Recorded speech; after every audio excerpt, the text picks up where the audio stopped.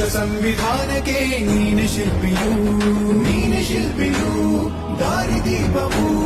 ನೀನೆ ಕಲಿಸಿಕೊಟ್ಟೆ ಸಮಾನತೆಯನ್ನು ಏಕತೆಯನ್ನು ರಾಷ್ಟ್ರ ಸಂವಿಧಾನಕ್ಕೆ ನೀನೆ ಶಿಲ್ಪಿಯು ನೀನೆ ಕಲಿಸಿಕೊಟ್ಟೆ ಸಮಾನತೆಯನ್ನು